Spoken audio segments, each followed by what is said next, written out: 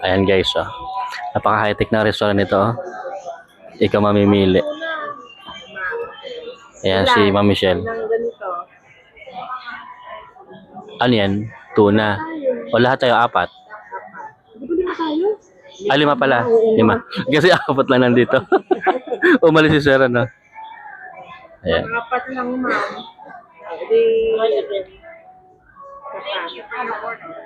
Isa po ulit. 5. Next.